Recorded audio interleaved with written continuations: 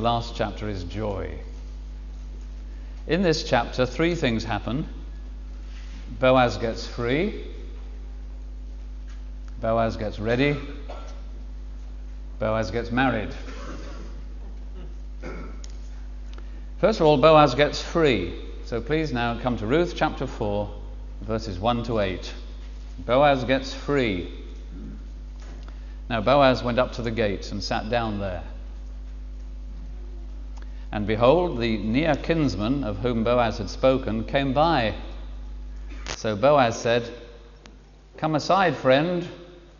Sit down here." So he came aside and sat down. And he took 10 men of the elders of the city and said, "Sit down here." So they sat down. Then he said to the near kinsman, "Naomi, who has come back from the country of Moab, sold the piece of land which belonged to our brother Elimelech. And I thought to inform you, saying, buy it back in the presence of the inhabitants and the elders of my people. If you will redeem it, redeem it. But if you will not redeem it, then tell me that I may know. For there is no one but you to redeem it, and I am next to you." And he said, "I will redeem it."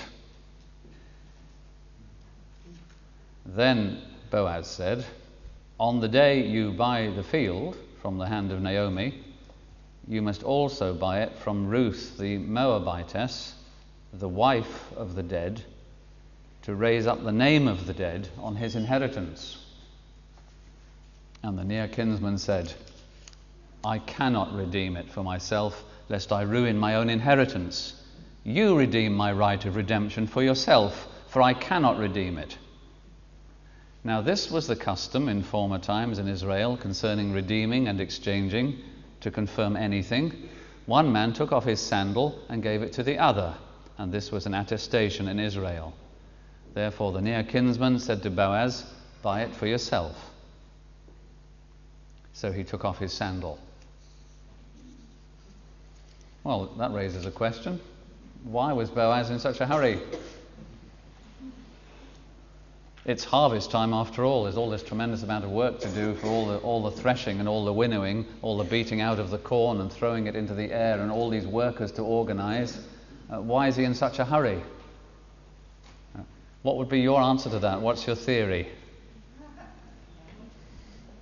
Well, the answer is quite straightforward, actually. It says in the book of Proverbs, what does it say?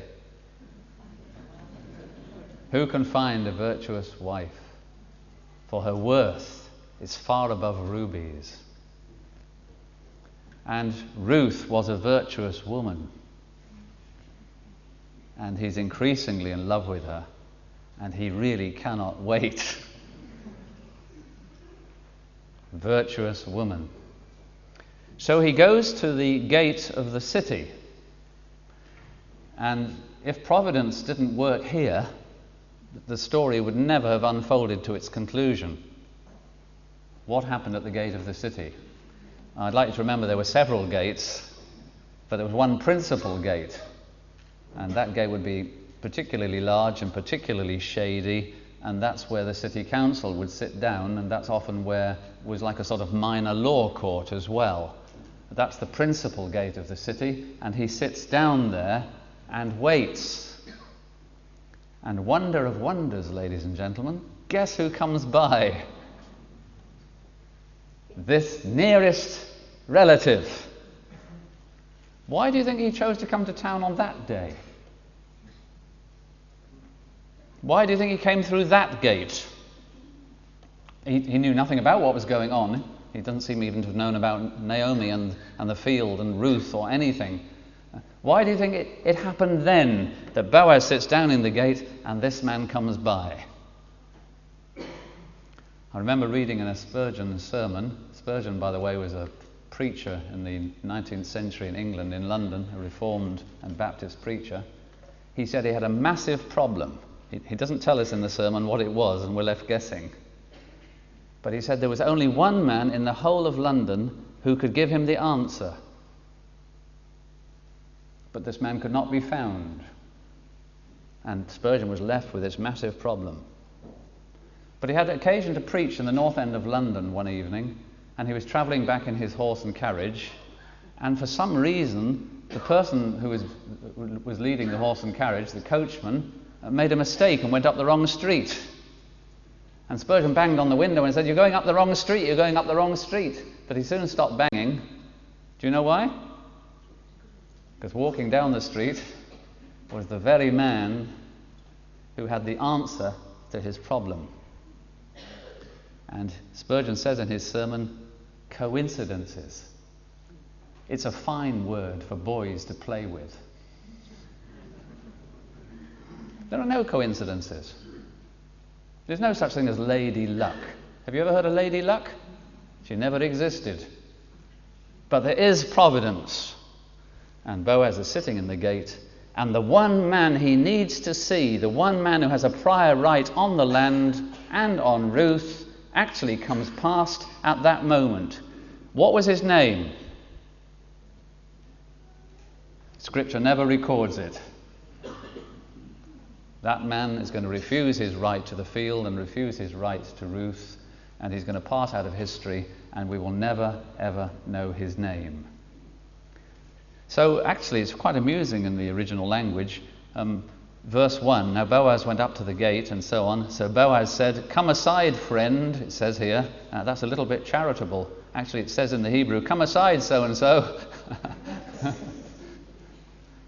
Because his name is never given to us. "Sit down here." So there's Boaz, and there's the other kinsman sitting down together. Now Boaz had a lot of clout, as we say. It's not the only thing with a lot of clout.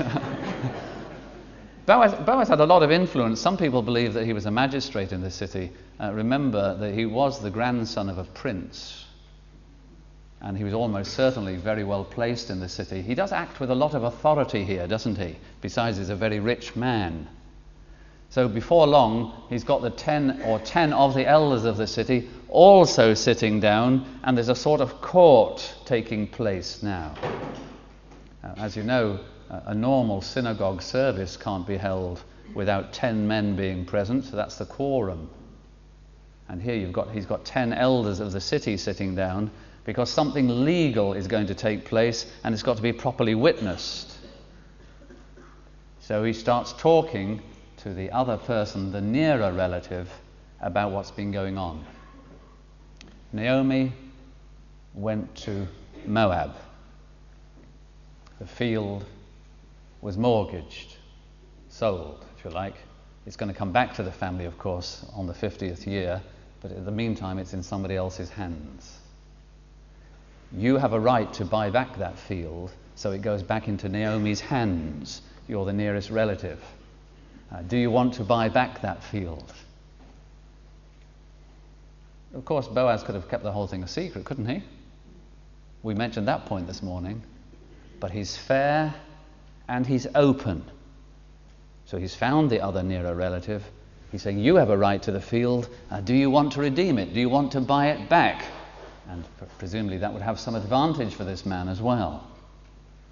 Well, you can see the answer, can't you? All this is being witnessed now. Verse 4, buy it back in the presence of the inhabitants and the elders of my people. If you will redeem it, redeem it. But if you will not redeem it, then tell me that I may know. For there is no one but you to redeem it, and I am next after you. And he said, I will redeem it. Now, Boaz is quite a clever lad. He doesn't declare all his colours at once. There's something he hasn't said yet, and he's going to say it now. But I think his heart must have dropped a little bit already anyway, don't you? When this other man says he's going to redeem the field, because he knows that with the field goes Ruth, for all sorts of reasons that we won't get into too much tonight. Then Boaz said, on the day you buy the field from the hand of Naomi, you must also buy it from Ruth, the Moabitess, the wife of the dead, to raise up the name of the dead on his inheritance. For the scholars present here, we don't really know what's going on here. That wasn't really required by the law of God, but it may have been required by local law at that time, or it may have been a stipulation that Naomi herself had made. But whichever way it was, if you bought back the field, you had to marry Ruth and raise up through Ruth at least one son for the dead Mahlon, so that his name and family didn't disappear forever and ever and ever, and so that his name and family could be written in the record books. The man is keen for the land, but he's not keen to have Ruth. Why? Verse 6. And I'd like you to know, ladies and gentlemen and young people, that providence even works in a person's decisions and even in their preferences. He wants the land, but he doesn't want the wife that goes with the land. So providence is even at work in his preferences. He gives a reason. It's there in verse 6. I cannot redeem it for myself, lest I ruin my own inheritance. There is a Chaldee, an Aramaic version of the Old Testament, that tells us that this man was already married, and he didn't want an additional wife.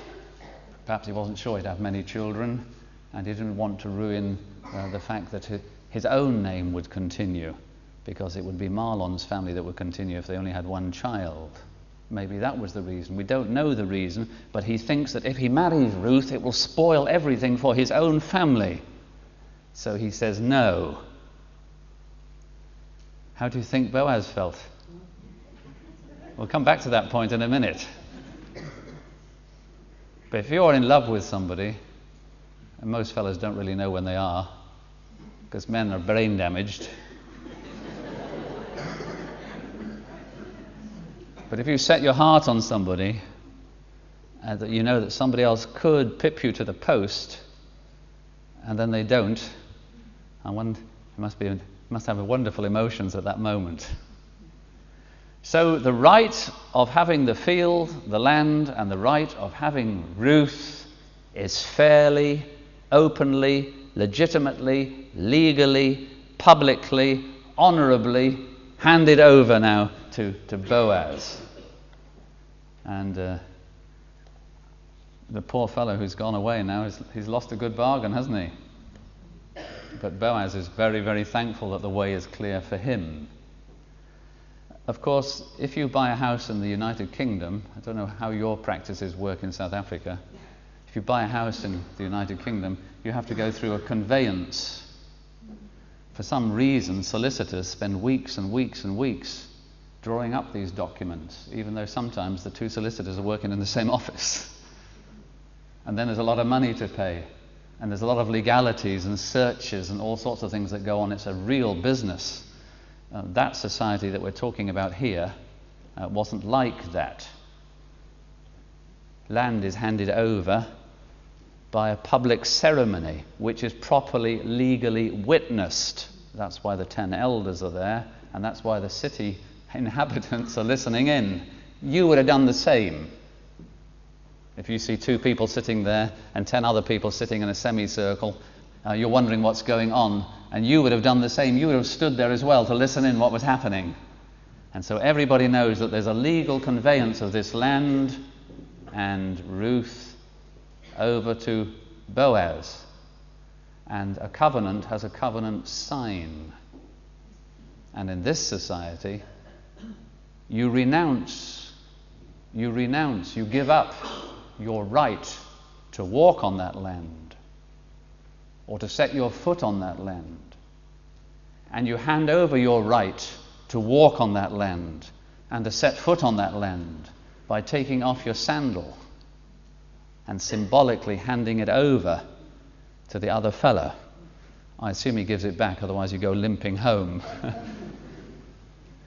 And all that is happening out in the open. There's a confirmation now, a public confirmation, that it's all been handed over to Boaz, that it's all been done legally, that nobody has cheated anybody. It's all fair, it's all open, and it's done.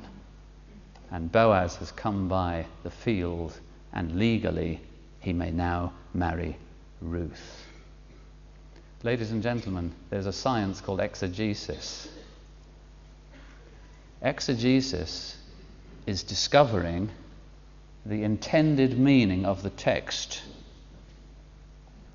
This requires a number of skills, but you don't enter into the true meaning of the text unless you also enter into the emotion of the text.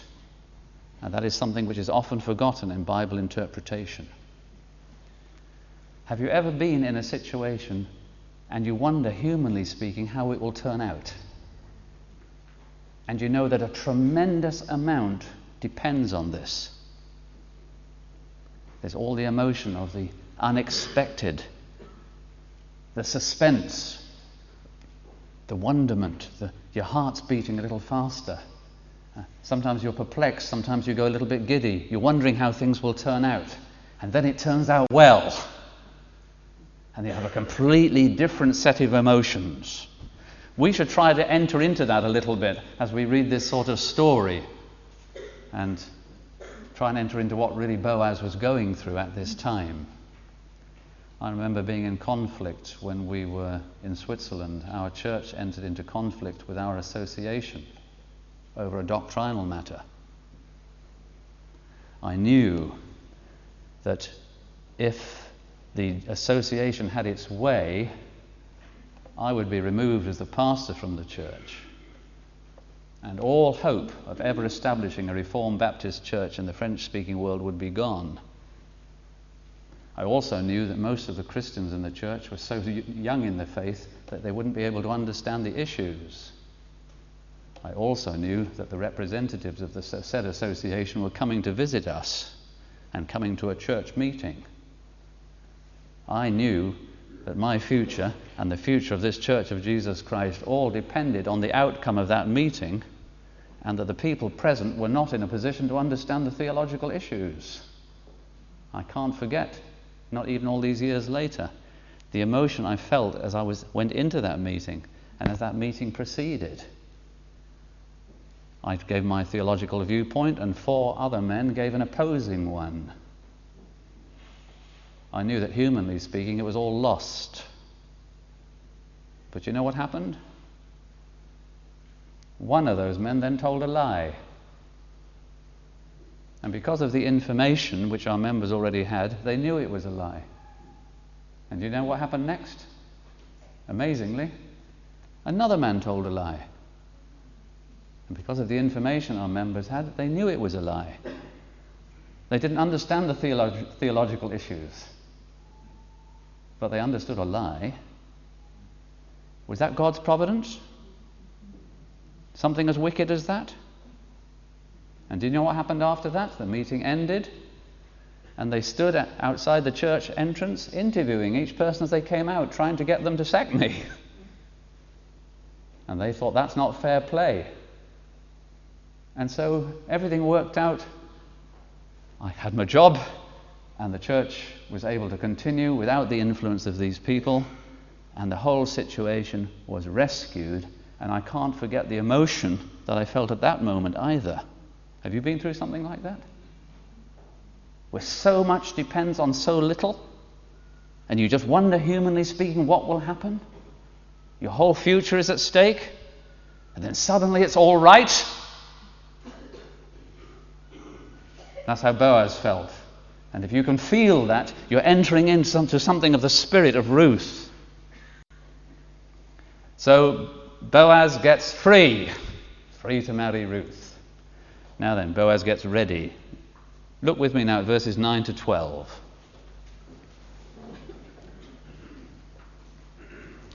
And Boaz said to the elders and to all the people, "You are witnesses this day that I have bought all that was Elimelech's and all that was Chilion's and Mahlon's from the hand of Naomi. Moreover, Ruth, the Moabitess, the wife of Mahlon, I have acquired as my wife, to raise up the name of the dead on his inheritance, that the name of the dead may not be cut off from among his brethren and from the gate of his place. you are witnesses this day. And all the people who were at the gate and the elders said, we are witnesses. The Lord make the woman who is coming to your house like Rachel and Leah, the two who built the house of Israel. And may you prosper in Ephrathah and be famous in Bethlehem. May your house be like the house of Perez, whom Tamar bore to Judah, because of the offspring which the Lord will give you from this young woman. Lovely that, isn't it? Even in wicked times, there are godly people. And the fact that there is wickedness almost everywhere does not mean that there has to be wickedness everywhere. The fact that there's almost no godliness anywhere does not mean that it must be completely absent. And it's a lovely scene. Boaz sees his way clear, and he publishes his intention and makes it plain for everyone to hear. He's going to marry Ruth, and he's going to have all the estate of Elimelech and take responsibility for it. And all this is published in front of witnesses. I've bought the estate, he says, and everything relating to it now belongs to me. You are witnesses. And this widow I've purchased to be my wife. What do you think of that, ladies? I used to have a dog in the days when we required a dog license. The dog license was £7 a year. But I found out that a marriage license was £5.50 for life.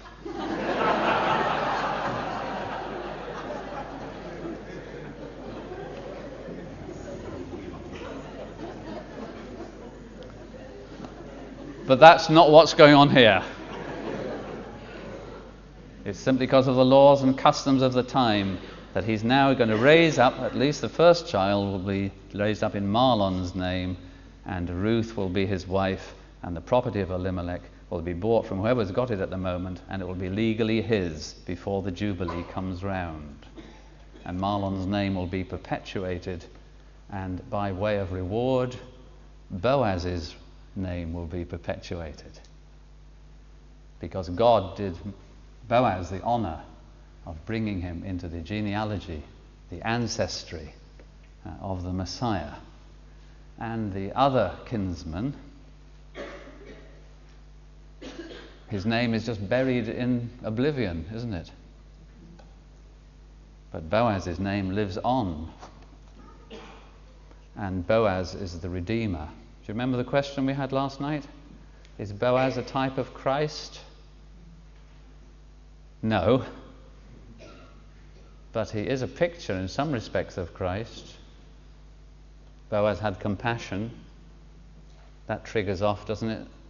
Another compassion. Boaz redeemed at vast expense. Doesn't that trigger off some thoughts in your mind? Someone who had compassion and redeemed at vast expense. Boaz purchased a person. Somebody else purchased millions of people at vast expense. Ruth was poor and despised, but made a queen almost. These millions of people were poor and despised and lost, but they entered into wonderful riches. He became poor to buy them, but he was rewarded for what he had done. There are a lot of similarities, and I won't grumble with you if you start using Boaz as an illustration of Christ, even though I don't believe he's a type.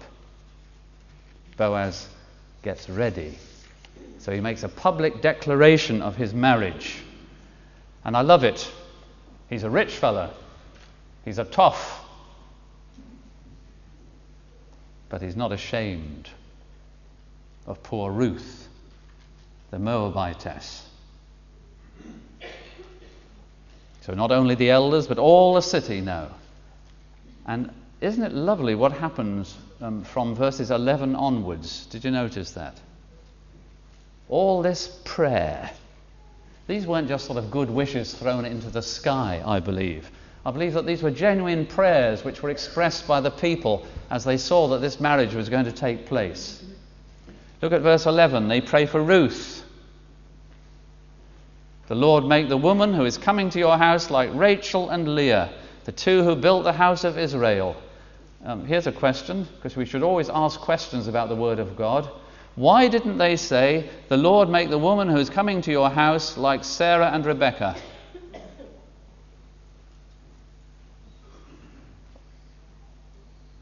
Well, think about that for a moment. Well, they didn't have many children, did they, between them? And some of those weren't in the covenant. But Rachel and Leah, yeah? Yeah, Rachel and Leah, between them, they bore the 12 sons of Israel, the 12 sons of Jacob. And basically what they're saying, may Ruth be as flourishing as that. And then they pray for Boaz. Verse 11, the end of the verse. May you prosper in Ephrathah and be famous in Bethlehem. So may you be blessed by God. And then they pray for the family. May your house be like the house of Perez, whom Tamar bore to Judah, because of the offspring which the Lord will give you from this young woman. Probably you don't know much about Perez, but Perez actually was the ancestor of most of the people in Bethlehem, of which there was a considerable number. And basically they're praying that Boaz and Ruth will have a very large number of people in their clan, and it's all surrounded by prayer. Now, young people, if you decide to get married in a register office, your marriage is a real marriage, isn't it? But I would have thought that Christian people, somewhere along the line, even if they do that, would want, at the moment of their coming together, to be surrounded with prayer. Prayer for the husband, prayer for the wife, prayer for the family, the coming family, and the greater family. It's a wonderful thing to go into marriage surrounded by prayer. And there are very few institutions that God has set up which are so attacked as marriage and the family. It's the very first institution. Before there was a state, there was families. Before there was a church, there were families. The family is the prime, basic social unit which God set up, and it's very, very precious to Him. And people entering into marriage and people continuing in marriage, they really should be surrounded by prayer. They understood that here. I think we might have forgotten it today. So Boaz gets free, and Boaz gets ready, and Boaz gets married. Verse 13, to the end of the book. So Boaz took Ruth, and she became his wife. And when he went into her, the Lord gave her conception, and she bore a son. Then the women said to Naomi, "Blessed be the Lord, who has not left you this day without a near kinsman, and may his name be famous in Israel. And may he be to you a restorer of life and a nourisher of your old age, for your daughter-in-law who loves you, who is better to you than 7 sons, has borne him." Then Naomi took the child and laid him on her bosom and became a nurse to him. Also the local women gave him a name, saying, "There is a son born to Naomi." And they called his name Obed. He is the father of Jesse, the father of David. Now this is the genealogy of Perez. Perez begot Hezron, Hezron begot Ram, and Ram begot Amminadab. Amminadab begot Nahshon, and Nahshon begot Salmon. Salmon begot Boaz, and Boaz begot Obed. Obed begot Jesse, and Jesse begot David. Ruth is a wife. Ruth is a wife. Are we allowed to have a little bit of imagination? Rich Boaz? A little less rich because he's just bought that land. Ruth, the faithful, godly daughter-in-law of Naomi, also well known. What sort of wedding do you think they had? Do you think there was anybody who wasn't there? Do you remember the name of Orpah? Whose shoes now would you rather be in? Orpah's gone back to her gods in Moab, and she's walked out of our Bible. Ruth has put herself under the protection of the God of Israel, has sheltered under his wings and lives in his land and is identified with his people and has now entered into these wonderful blessings. Would you turn back to chapter 2, please, verse 12. Ruth's become a wife. Did you notice chapter 2, verse 12? Whose prayer was that? Well, Boaz's. The Lord repay your work, and a full reward be given you by the Lord God of Israel, under whose wings you have come for refuge. That was Boaz's prayer, and now it's fulfilled by Boaz marrying her. He's become the fulfillment of his own prayer. I think that's rather nice. And that sometimes happens, doesn't it? Ever prayed for someone, sometimes for years, that they'll be converted? Have you? Anybody here then found that they were the very person who at the end of the day was the one who was able to finally show them what they needed to know for them to come to Christ? And you've become, as it were, the instrument that God uses to fulfill your own prayers. That's the sort of thing that's happening here. Ruth's a wife, and Ruth's a mother. Who gave her conception? Verse 13. The Lord. Because even that is in the providence of God, and conception is a key which is in God's hand. And Ruth is still a daughter-in-law. Who is the one who's sharing most, as it were, in these joys of this little boy being born? Well, it's Naomi. And the family of her late husband and the family of her late son is now being built up because the kinsman redeemer has married Ruth, her daughter-in-law. And it's again, there's more prayer. Look at verse 14. Blessed be the Lord, say these women, who has not left you this day without a near kinsman, and may his name be famous in Israel. And may he be to you a restorer of life and a nourisher of your old age. For your daughter-in-law who loves you, she's still a daughter-in-law who loves, who is better to you than 7 sons, has borne him. And how do you think Naomi felt, ladies, as she got older and had a grandson on her knees? Grandchildren do wonders for older people. And maybe there's an older person in your church who hasn't got any grandchildren, but you've got children, and their real grandparents are a long way away. So why not adopt a couple of people as honorary local grandparents?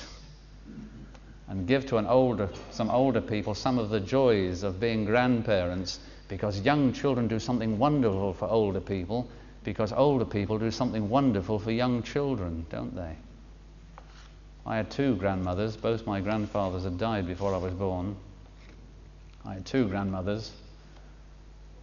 One was grumpy.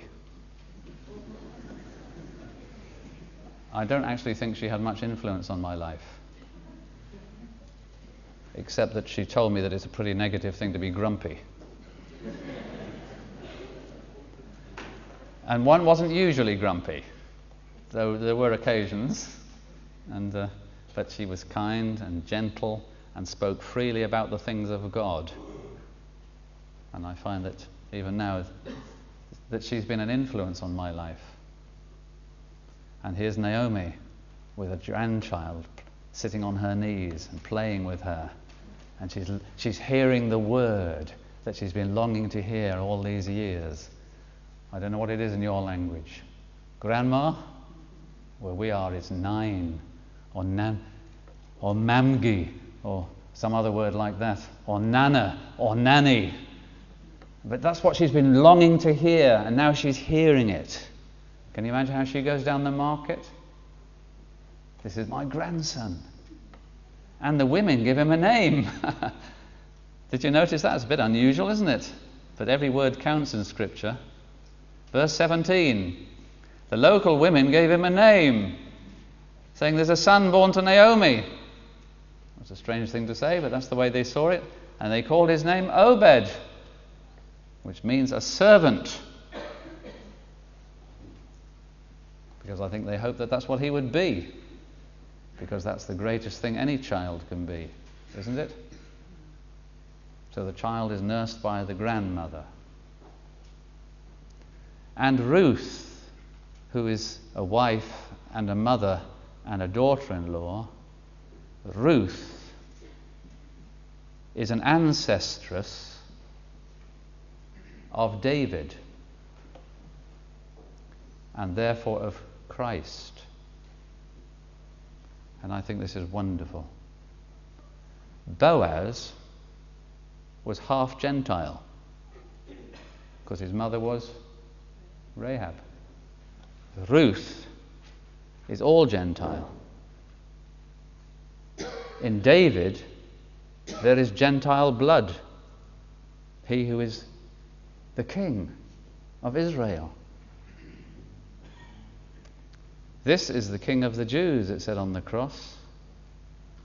And some of the blood, ladies and gentlemen, that flowed down on the cross was Gentile blood. It was Ruth, Rahab, and others who were in the genealogy. At last the world will end, won't it? And we shall all stand before the judgment seat of Christ. And in her resurrected body, how do you think Ruth is going to feel? When she sees the Lord of glory, who is still a man, knowing that he, after the flesh, is her descendant. Do you think she's going to have any regrets? Giving up Moab? Gleaning? Being poor? When through all eternity she gazes on the God-man, the man-God, who actually, humanly speaking, has come from her womb and from the wombs of her descendants. And I think Ruth is actually going to admire the providence of God throughout eternity. She's going to say things like this: if Elimelech had not made his mistake, he would never have come to Moab. But that was a stepping stone in my experience, that his family did come to Moab. And if my husband, Elimelech's son, hadn't died, I wouldn't have gone back to Judah with Naomi. So that tragedy was also a stepping stone in my life. And then she's going to say, and then I went out into the fields to glean, but if I hadn't gone to that particular field, I would never have met Boaz. And that was a stepping stone also in my life and experience. And then my mother-in-law, Naomi, took an initiative so that at last I placed myself under the covering and protection of Boaz. But if she hadn't taken that initiative, I wouldn't be where I am. And if the kinsman hadn't walked past Boaz in the gate on that particular day, nothing would have happened. And her experience will be the experience of every believer. We will look back at all the details of our life and we will see that our life has been like growing on stepping stones across a river. And some of the stepping stones are wobbly. Some of the stepping stones are slippery. Some of the stepping stones don't seem to be well placed. Some of the stepping stones are rough and jagged. But these are the stepping stones by which God has led us. And even our mistakes and the mistakes of others are part of the pathway which at last will have led us to heaven. When I was 14, I became fed up with Christians. I didn't want to go to church the next Sunday, so I thought I'd go and see my grandmother. Why did I decide to go and see my grandmother when I had other people I could go and see? When Sunday came, and Sunday afternoon came, and I still hadn't been to church, I felt very restless in my heart. Would I have felt restless like that if I hadn't had Christian parents who were praying for me? I only knew one church in the district, but it had a liberal minister. But I knew that church, so why did I go to that church that particular Sunday, although I didn't want anything to do with Christians? And the liberal minister led the service, but he didn't preach. Why didn't he preach that Sunday? Why was it a man who was telling us how he was saved from alcoholism and crime and the most corrupt life imaginable, who instead of having a sermon gave a long testimony? Why were those all the details? And why did he speak in such a way that I thought he knew all about me? So that I came out of the church a Christian young man. Me, who a few days beforehand had said I didn't want anything to do with Christians. And we can look through our life at all the little details and all the things that we're still ashamed of. And we see even now, partly, how they fitted together and have brought us to where we are. And when we get to heaven, we'll see the picture perfectly. And we will say, oh, the depth of the riches, both of the wisdom and knowledge of God. How unsearchable are his judgments, and his ways are past finding out. For who has known the mind of the Lord? Or who has become his counselor? Or who has first given to him, and it shall be repaid to him? For of him, and through him, and to him are all things, to whom be glory forever. Amen.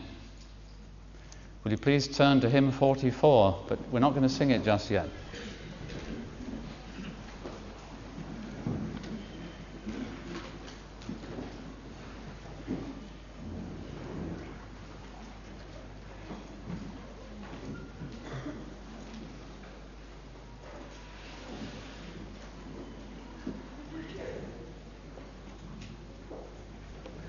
I don't know if you've ever done this.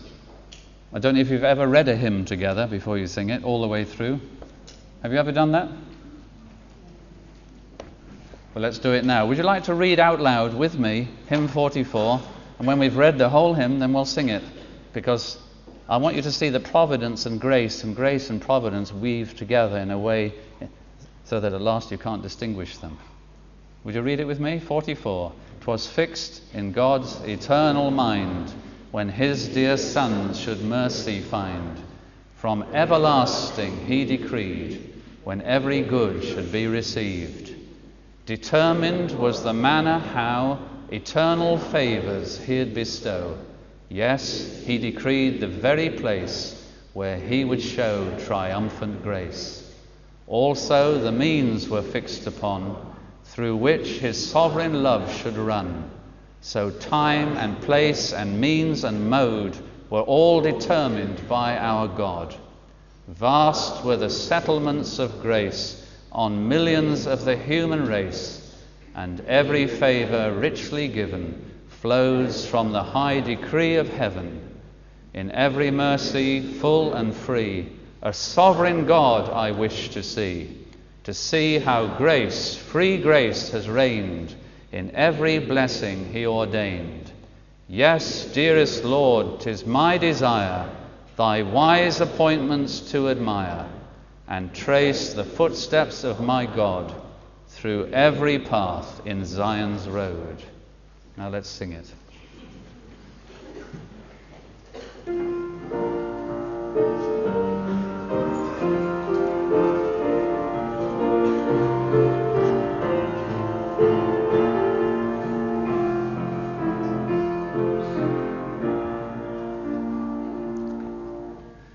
was fixed in God's eternal mind when his dear sons should mercy find.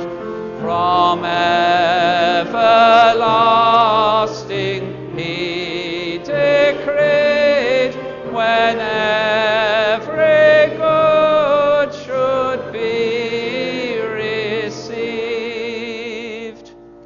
Determined was the manner how eternal favors he'd bestow.